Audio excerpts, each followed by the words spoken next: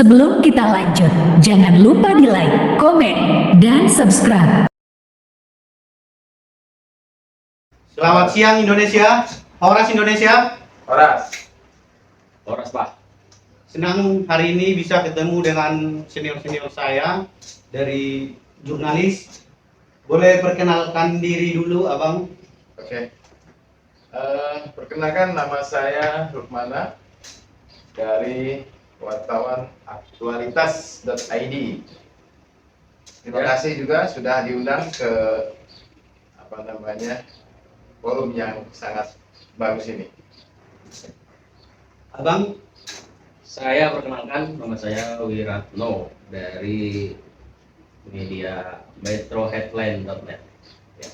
Hari ini kita akan bincang-bincang tentang Al Zaitun. Kebetulan hari ini ada demo. Saya akan nanya Bang Rukmana nih. Bagaimana pandangan Abang sebagai jurnalis terkait demo yang dilakukan oleh pemuda Bulan Bintang? Baik, terima kasih untuk pertanyaannya. Menurut saya, dilihat dari kacamata sebagai jurnalis tentunya ini sesuatu yang positif ya. Mengapa positif? Karena sebuah informasi itu harus berimbang. Selama ini kita hanya mendengar bahwa Al Zaitun ini dihakimi oleh publik ya sebagai pondok pesantren yang sesat, pondok pesantren yang menyimpang. Dengan adanya demo yang dilakukan oleh sayap partai besutan daripada Pak Yusril Iza Mahendra atau PBB ini merupakan sebuah keseimbangan informasi publik di mana para pemuda ini telah menganggap bahwa MUI ini telah melakukan atau telah melampaui yang namanya kewenangannya sebagai organisasi kemasyarakatan atau dengan istilah akademisnya yaitu abuse of power. Itu pandangan dari saya. Kalau Abang Wiratno? Iya, kalau pandangan saya tadi sudah dijelaskan oleh Bang Rukmana bahwa dari sudut pandang media memang hal-hal seperti ini harus dikomunikasikan ke masyarakat luas sehingga masyarakat luas ini mendapatkan informasi yang balance, karena selama ini masyarakat luas itu hanya mendapatkan informasi dari beberapa media mainstream yang oleh media mainstream pun itu sudah digoreng gitu, baik media mainstream maupun media online gitu. Jadi masyarakat hanya mendapati satu pemberitaan bahwa Al Zaitun ini yang sesat lah, yang teroris lah, kan begitu kan, yang terjadi pelecehan lah di situ. Nah, ini jadi tidak berimbang gitu pemberitaan di masyarakat itu. Makanya dengan adanya demo hari ini oleh saya partai PBB yaitu Pemuda Bulan Bintang, akhirnya masyarakat mendapati suatu pemberitaan yang berimbang gitu. Karena selama ini MUI yang dianggap sebagai satu institusi, sebagai satu lembaga di mana institusi itu sebagai tempat bertanya masyarakat, terutama umat Islam. Kemudian MUI sendiri kemudian menyatakan yang kalau dalam pemberitaan dan dalam statement Pak Panji Gumilang, MUI sendiri belum pernah tabayun, belum pernah menginjakkan kakinya di Al Zaitun, tapi sudah memberikan sebuah pernyataan pemberitaan yang sangat merugikan Al Zaitun sendiri. Jadi dengan adanya demo seperti ini, di situ dari PBB, Pemuda Bulan Bintang kemudian memberikan statement untuk MUI untuk tidak abuse of power tadi, tidak melampaui batas kewenangannya, karena MUI juga statusnya adalah ormas, organisasi masyarakat gitu. Jadi kritik itu tidak hanya diberikan kepada Al Zaitun saja. Betul. Jadi kritik itu kan kepada siapa saja. Artinya termasuk Majelis Ulama Indonesia sendiri Betul. harus dengan secara legowo menerima kritik dari masyarakat. Betul. Jadi bukan berarti MUI sebagai organisasi majelis ulama kemudian tidak mau dikritik, kan seperti itu. Nah, ini dengan diterimanya tadi perwakilan dari para pendemo ini sudah menunjukkan juga bahwa MUI dalam hal ini sudah sangat baik karena sudah mau menerima aspirasi dari pemuda Indonesia. Ini kita perlu apresiasi juga MUI dalam hal ini. Betul. Seperti itu. Dan di beberapa podcast juga sebetulnya yang tidak sepaham dengan jalan pemikiran MUI itu banyak, Bang. Banyak sekali. Para akademisi itu juga banyak yang tidak sepaham dengan jalan pikiran oleh MUI. Makanya ini menjadi sebuah koreksi juga untuk MUI bahwa apa-apa yang distatementkan, apa-apa yang difatwakan ini kemudian menjadi koreksi umum di dalam kehidupan bermasyarakat dan bernegara. Terus Seperti itu. apakah cepat MUI disebut absolute of power? Abuse of power tadi ya. Saya melihatnya dengan tadi bahwa Ketua Umum MUI sendiri yang mengakui telah menyusupkan anggotanya ke Pondok Pesantren Al Zaitun. Nah, tindakan penyusupan ini kan sebetulnya itulah yang disebut dengan abuse of power tadi. Itulah yang disebut dengan melampaui kewenangannya sebagai ormas. Yang ini sebetulnya tidak boleh dilakukan oleh masyarakat sipil. Karena penyusupan, penyelidikan itu hanya boleh dilakukan oleh Aparat kepolisian. Dalam hal ini Polri, Polri kan gitu ya. Kenapa? Karena memang Polri itu diberikan ya sesuai dengan Undang-Undang Polri ya, kalau tidak salah Undang-Undang Polri nomor 2 tahun 2002. Jadi Polri diberikan kewenangan untuk melakukan penyusupan, penyamaran, kemudian penyelidikan. Nah, ketika ini dilakukan oleh ormas, mau jadi apa negara ini gitu, kan seperti itu. Sesuai dengan makanya nanti tidak salah juga ketika Yusril Iza Mahendra pernah mengusulkan bahwa kalau memang MUI ini mau diberikan kewenangan yang luar biasa, jangan ormas begitu. Jangan berdiri di atas undang-undang Perpu ormas. Harusnya dia ya dibuat saja seperti lembaga seperti KPU misalnya, KPK misalnya. Dia memang lembaga negara begitu. Tetapi kalau dia ini merupakan ormas, payung hukumnya adalah organisasi kemasyarakatan, kemudian melakukan tindakan atau tugas wewenang yang itu merupakan tugas dan wewenang daripada kepolisian, nah itu yang dimaksud dengan abuse of power. Seperti itu. melampaui batas kewenangan. Melampaui ke batas kewenangannya sebagai ormas. Seperti itu. Pendapat Bang Suratno? Ya, kalau saya juga sepertinya sependapat dengan Bang Rukmana ya. Artinya apa? Artinya instrumen hukum di negara kita ini kan sudah jelas, ya kan? Gitu. Sudah jelas sekali instrumen hukumnya. Jadi di situ ada Pancasila, Undang-Undang Dasar 45, ya kan? Itu mengatur, gitu kan? Mengatur tentang bagaimana ditetapkan dalam kitab undang-undang ya, hukum pidana, gitu kan? Siapa saja yang boleh melakukan ataupun melaksanakan tadi seperti penyidikan, penyamaran, ya kan, penyusupan, kan begitu. Itu hanya boleh dilakukan oleh aparat negara, seperti itu. Nah, kalau ini kemudian dilakukan oleh suatu lembaga yang setara dengan ormas, begitu, maka inilah yang tadi disebut dengan abuse of power tadi, melampaui kewenangan tadi, dan ini akan merusak tatanan hukum, gitu. Rusak negara ini kalau Rusak tatanan itu hukum, dibiarkan. gitu. Apalagi kan ini ada indikasi-indikasi bahwa MUI ini selalu dijadikan sebagai rujukan di beberapa kasus yang menyangkut dalam tanda kutip soal penistaan agama, gitu. MUI selalu datang, selalu hadir, kemudian memberikan fatwa-fatwa, gitu. Kenapa tidak dikembalikan saja kepada instrumen negara? Gitu. Kalaupun MUI hari itu harus datang, harus hadir, hanya sebagai saksi ahli, gitu. Bukan fatwanya itu kemudian dijadikan sebagai dasar. Seharusnya negara ya yang Nah, iya, kalau enggak ya nanti bagaimana? Jadi negara kita ini negara kocak. Jadi Indonesia ini adalah sebuah negara yang paling lucu di dunia, Pak. Ya kan? Kenapa dikatakan paling lucu di dunia? Kenapa? Iya. Bagaimana bisa negara dalam hal ini penegak hukum, kepolisian, juga gubernur Jawa Barat juga, ya kan?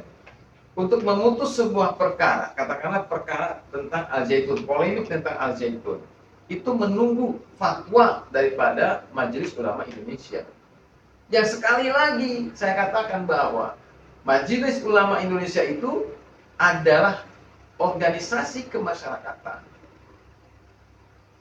Ya, kok bisa negara untuk memutuskan sebuah perkara meminta fatwa atau berlandaskan? Kalau meminta tidak masalah, ya, tidak ada masalah dengan negara ya meminta fatwa kepada MUI. Di dalam hal itu tidak ada masalah. Tetapi yang menjadi masalah adalah ketika fatwa tersebut dijadikan satu-satunya landasan negara, satu-satunya landasan aparat penegak hukum untuk menghakimi, menyimpulkan kesalahan seseorang. Ini bahaya ini. Padahal Kementerian Agama ada. Yang jelas didirikan, jadi jelas. Jadi kita kupas sedikit bahwa Majelis Ulama Indonesia itu didirikan itu kan tadi sebagai ormas, ya kan? Sedangkan Kementerian Agama didirikan berdasarkan Undang-Undang Dasar Negara Republik Indonesia. Kira-kira tinggi mana antara MUI dengan Kemenak? Dan lucu Kemenak ya? Iya. Kemenak justru menunggu fatwa dari MUI juga. Ini kan kocak gitu kan? Kita diketawain ini kalau kayak begini ya kan? Cara bernegaranya kok begini gitu. Terus gimana nih Bang? Siapa sebenarnya yang kredibel sesuai Undang-Undang Dasar untuk menyelesaikan polemik Al-Zaitun ini? Yuk, Bang Wiranto mungkin mau jawab. Ya tadi sebenarnya udah disinggung-singgung ya dari awal ya, gitu.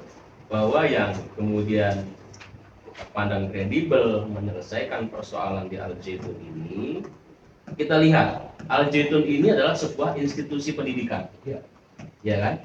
Institusi pendidikan yang dia bernaung di bawah kelembagaan, baik Departemen Agama maupun Departemen Pendidikan, kan begitu? Jadi yang berhak untuk menyelesaikan polemik atas Al-Zaitun ini ya tentunya kalau dibawa kepada kelembagaan tentunya adalah lembaga pendidikannya, yaitu Departemen Pendidikan.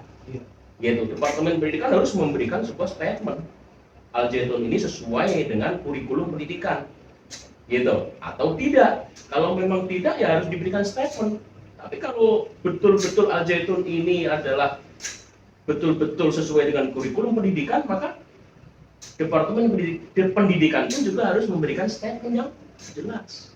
Kemudian Departemen Agama, ya karena gitu. ada tentu dua kurikulumnya, Betul. dan Diknas. Maka Departemen Agama pun juga harus hadir dalam situasi dan kondisi yang saat ini sedang carut-marut terjadi seperti ini. Jangan dibiarkan persepsi Al-Zaitun ini liar. Ya. Mungkin Bang Rukmana bisa liar diarahkan? sekali. Iya, jadi saya melihat adanya pembiaran oleh negara terkait polemik atau tuduhan-tuduhan keji terhadap Al-Zaitun. Ya, jadi sebagai jurnalis sekali lagi saya merasa prihatin atau miris melihat kondisi bangsa yang hari ini ya fenomenanya seperti ini.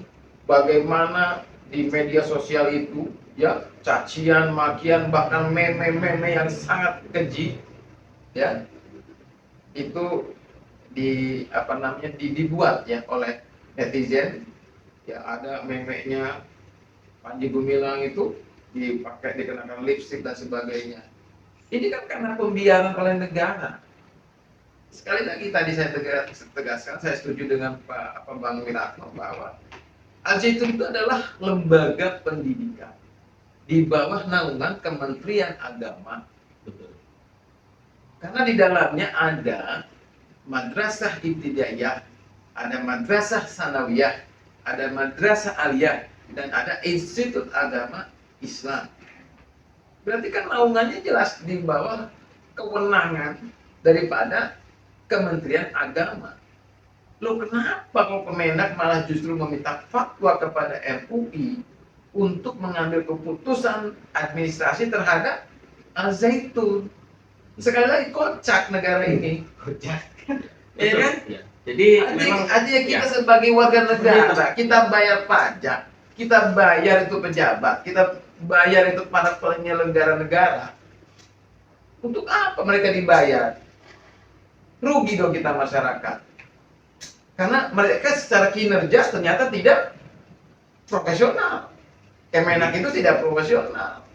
Kalau Kemenak dalam hal ini tegas, mungkin tidak akan ada polemik Al-Zaitun yang berkepanjangan seperti ini. Ya. Sampai sekarang, ya betul apa yang dikatakan oleh KSP Muldoko. Bahwa siapa ini yang goreng Al-Zaitun? Pasti ada yang namanya aktor intelektual di balik ini semua.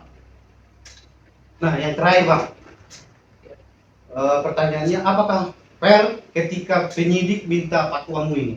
Nah, Pak Muamil lagi nih ya. Mungkin saya lah jawab ya. Jadi kita harus ketawa dulu ya. Kita harus ketawa dulu ini. Kenapa ketawa ya? Jadi gini lah, saya berikan analogi yang sangat mudah, Iya. ya kan? Saya berantem sama Bang Wiratno nih, pakuk gitu kan? Iya. Kemudian kejadian ini dibawalah ke permasalahan hukum, ya kan? Salah satu ada yang melapor gitu ya, Bang Wiratno atau saya gitu kan. Kemudian penyidik minta pendapat, ya kan? Iya. Untuk menetapkan status hukum kami berdua kepada salah satu dari kami, ke Pak Bang Wiratno atau ke saya. Itu analoginya sangat mudah. Itulah yang terjadi hari ini. Tidak fair. Tidak fair, fair ya. berarti. Kenapa tidak fair? Karena polemik itu sebetulnya diawali dengan statement dari Wakil Ketua Umum Majelis Ulama Indonesia yang mengatakan di TV One Ya. bahwa ya pandangan kebangsaan Panji Gumilang adalah komunis. Saya melihat tayangan video katanya. Panji, saya komunis, saya komunis. Statement itulah yang menjadi bola panas, ya, bola liar di masyarakat sehingga muncul demo berjilid-jilid termasuk hari ini. Bogor ya. Iya. Berarti kan itu berbahaya. Padahal, ya kan? Statement itu kan tidak benar. Sudah diklarifikasi oleh yang bersangkutan. Iya, ada video. Dengan Kick Andy sudah diklarifikasi. Dengan CNN, dengan Liputan 6. Bahkan ada juga netizen yang mengupload video full pernyataan daripada Abdul Salam Panji Gumilang. Ya, Iya. disandingkan dengan yang sudah dipotong diedit tadi. Ya. Seharusnya sebagai orang cendekiawan minta maaf itu Wakil Ketua Umum MUI kepada Panji Gumilang dan kepada masyarakat. Semoga ditonton video ini ya. Iya, mohon maaf bahwa saya sudah keliru. Selesai itu barang, nggak ada demo karena sudah diklarifikasi. Seharusnya ya. Mari kita hadapi masalah ini dengan kepala dingin. Ada begitu. Ini malah sampai sekarang saya belum dengar permintaan maaf daripada Wakil Majelis Ulama Indonesia yang salah dalam menerima informasi terkait video tadi. Sudah ada yang dengar? Belum ada kan? Ya. Udah pernah dengar Belum ada. permintaan maaf? Belum. Mungkin dari Bang Wiratno Oke. ada tambahan. Ya, kalau dilihat dari polemik yang terus berkembang, kemudian sampai menjadi sebuah bola panas yang bergulir di masyarakat. Kalaupun MUI dalam tanda kutip mempunyai suatu cuplikan-cuplikan video, ya kan, yang dalam hal ini distatementkan oleh Pak Panji, ya kan. Namun dalam hal ini kembali tadi bahwa statement yang disampaikan MUI ini kan persoalan masalah fikih sebetulnya. Kalau saya menganalisa itu adalah persoalan masalah fikih.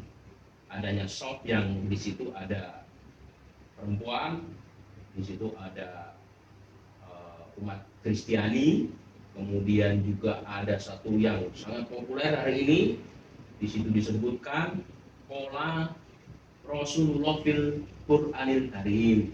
Ini kan masuk ke dalam ranah fikih, dan ranah fikih itu sebetulnya terbuka untuk kemudian bisa diperdebatkan.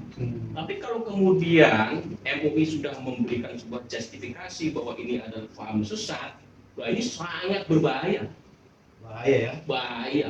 Karena pikiran itu, pemikiran itu, bila diadili, maka habis Indonesia ini, tamat.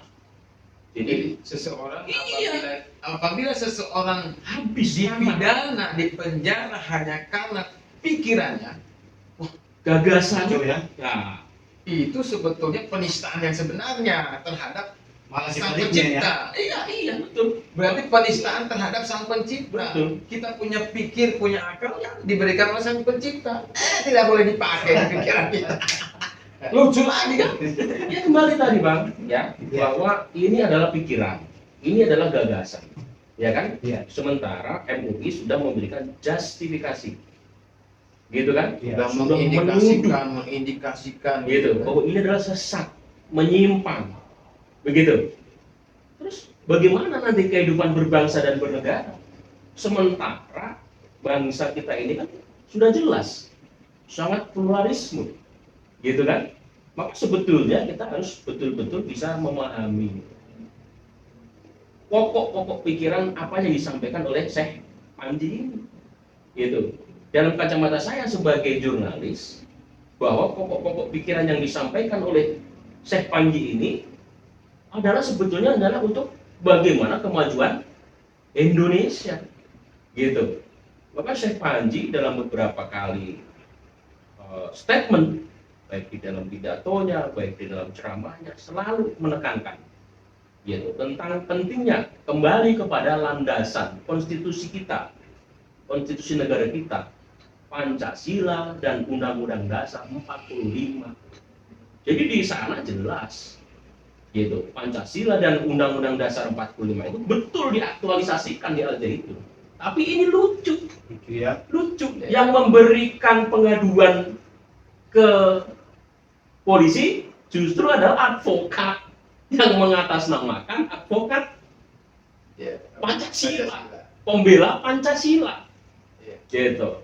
Ini Padahal bagaimana? Inilah ada sosok yang sangat Pancasilais. Gitu. Pemikiran-pemikiran beliau Ironi. banyak diilhami oleh pemikiran-pemikirannya Bung Bung Karno.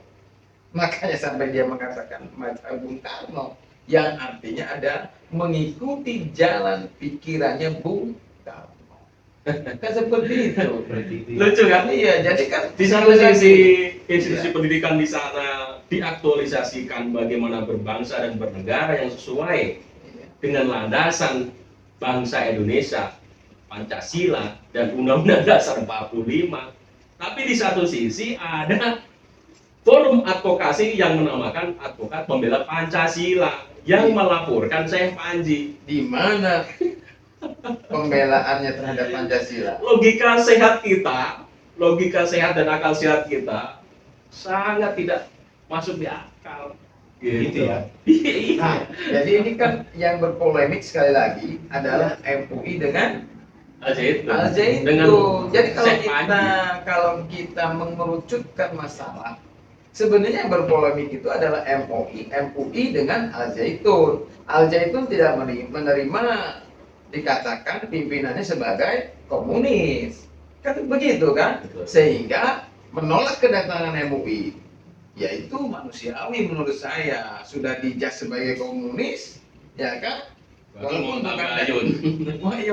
bukan dalam bentuk fatwa, tapi kan sudah viral itu di mana-mana. Yang demo juga teriaknya begitu, Panji Gumilang komunis, tangkap. Bagaimana? Sesat, ya kan?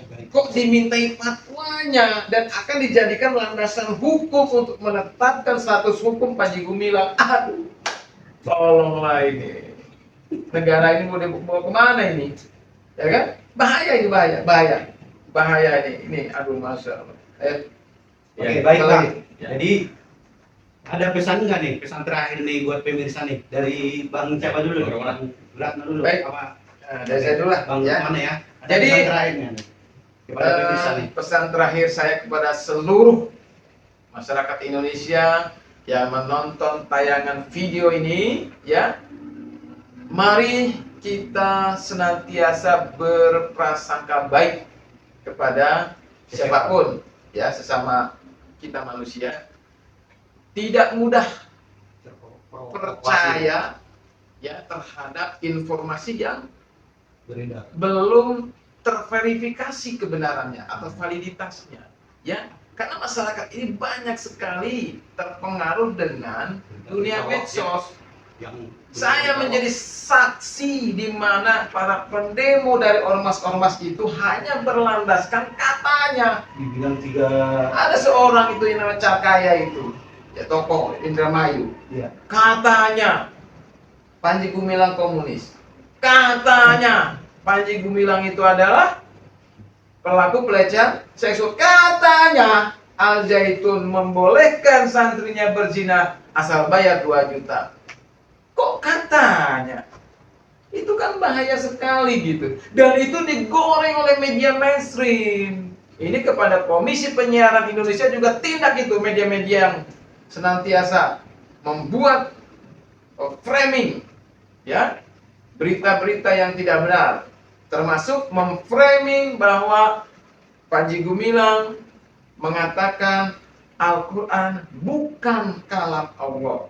Itu tidak pernah ada sebetulnya. Tidak ada. Yang dikatakan oleh Panji Gumilang adalah Qala Rasulullah fil Qur'anil Karim. Ya, artinya kalau di Indonesia kan itu kan jelas sekali bahwa Rasulullah berkata di dalam Al-Quran, atau Al-Quran itu adalah Al-Quran yang kita pegang hari ini nih, yang kita punya ini nih, adalah kalamnya Rasulullah yang dicatatkan, dijurnalkan oleh para sahabat zaman kekhalifahannya Sayyidina Utsman. Kan begitu. Terus berdasarkan apa? Ya berdasarkan perkataan Rasulullah. Terus Rasulullah berkata berdasarkan apa? Berdasarkan wahyu. Kalau diurut begitu ya. Kalau diurut seperti itu. Ya. Dari Tapi tidak ada kalimat bukan kalam Allah. Ini framingnya nih, bahaya ini. Ini framing ini. Jadi di framing bahwa Panji Gumilang mengatakan Al-Quran bukan kalam Allah. Ini bahaya ini. Padahal tidak pernah. Kalau kita kan itu kan dilihat dari cuplikan-cuplikan khutbah Syekh. Jadi santri Al Zaitun, AS Panji Gumilang dalam khutbahnya memang mengatakan begitu. Qala Rasulullah fil Qur'anil Karim. Berarti maknanya Panji Gumilang mengatakan bahwa Al-Quran itu adalah disampaikan Nabi Muhammad kepada para sahabat.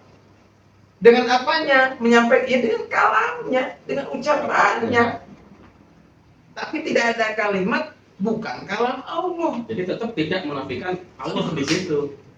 Tidak menafikan Al-Quran sebagai wahyu. Di mana letak penodaannya?